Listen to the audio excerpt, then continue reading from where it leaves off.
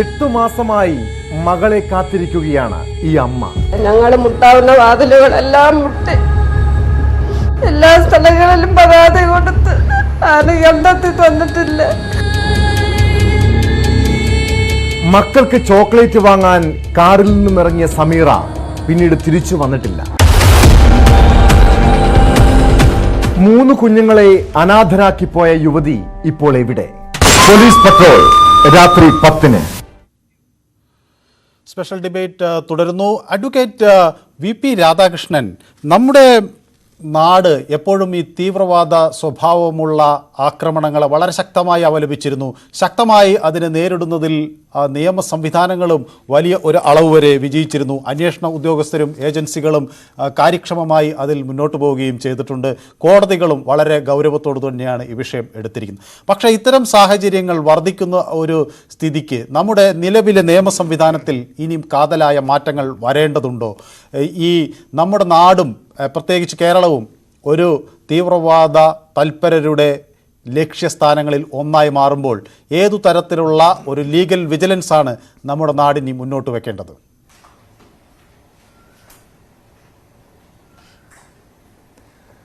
നോക്കൂ, സാധാരണഗതിയിൽ ഒരു സംഭവം നമ്മുടെ നാട്ടിൽ ഉണ്ടായിക്കഴിഞ്ഞാൽ അതിനോടനുബന്ധിച്ച് വരുന്ന ഒരു ആവശ്യമാണ് നിയമരംഗത്ത് ശക്തമായ നിയമം ഉണ്ടാവണം, നിയമരംഗത്ത് മാറ്റങ്ങൾ ഉണ്ടാവണം എന്നുള്ളത്. പക്ഷേ ഇവിടെ ശക്തമായ നിയമങ്ങൾ നമുക്കുണ്ട്. ഇപ്പോൾ ഈ പ്രതിയെ സംബന്ധിച്ചിടത്തോളം UAPA ചുമത്തിയിട്ടുണ്ടോ എന്ന് എനിക്കറിയില്ല, ചുമത്താനുള്ള സാധ്യതയുണ്ട്. ഇതുപോലുള്ള ശക്തമായ നിയമങ്ങൾ നമ്മുടെ നാട്ടിലുണ്ട്. ഇത് ശക്തമായി നടപ്പിലാക്കുക എന്നുള്ള കാര്യമാണ് ഇനി വേണ്ടത്. അല്ലാതെ കൂടുതൽ നിയമം നിർമ്മിക്കേണ്ട ഒരു സാഹചര്യമില്ല.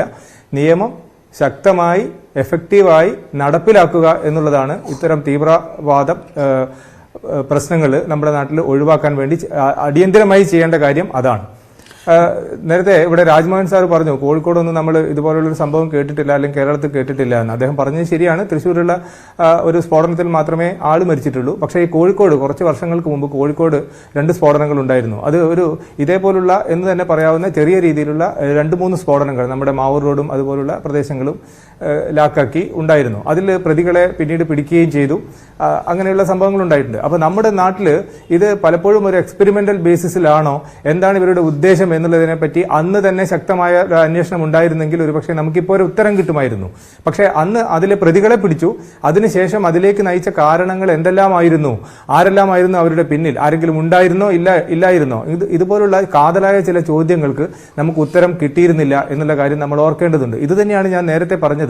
ഈ സംഭവം ഉണ്ടാകുമ്പോൾ ഇതിലെ പ്രതിയെ പിടിക്കുന്നതോടുകൂടി അന്വേഷണം അവസാനിപ്പിക്കുന്ന ഒരു സാഹചര്യം ഉണ്ടാവാൻ പാടില്ല. ഇതേ കാര്യം തന്നെയാണ് നമ്മുടെ നർക്കോട്ടിക് ഡ്രഗ്സുമായി ബന്ധപ്പെട്ട് നമ്മൾ കാണുന്നത്. ഏതെങ്കിലും ആളുടെ അടുത്ത് നിന്നും ഈ നർക്കോട്ടിക് ഡ്രഗ്, ഇപ്പൊ MDMA ആയാലും കഞ്ചാവ് ആയാലും അറസ്റ്റ് ചെയ്യപ്പെടുന്നു അയാളെ ജയിലിൽ കൊണ്ടുപോകുന്നതും പിടിക്കുന്നതും ഒക്കെ നമ്മൾ കാണും. പക്ഷെ ഇയാൾക്ക് ഇത് എവിടുന്ന് കിട്ടി എന്നുള്ള ഒരു ലാർജർ എക്സ്റ്റെൻഡിലുള്ള ഒരു അന്വേഷണം ഇവിടെ നടക്കുന്നില്ല.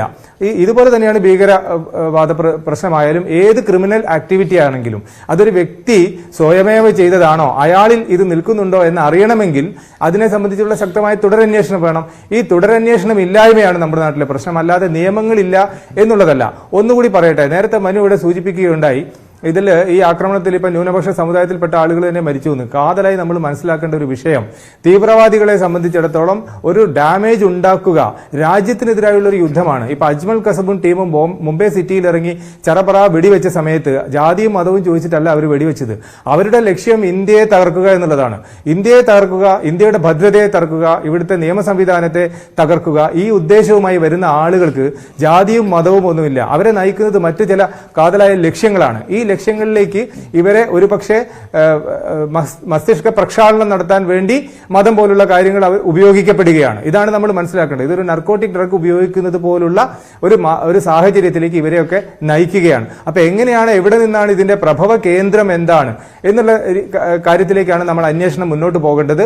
ആ അന്വേഷണം ശക്തമായി നടന്നാൽ, എഫക്റ്റീവായി നടന്നു കഴിഞ്ഞാൽ ഇതുപോലുള്ള ആക്രമണങ്ങളെ നമുക്ക് പ്രതിരോധിക്കാൻ വേണ്ടി പറ്റും.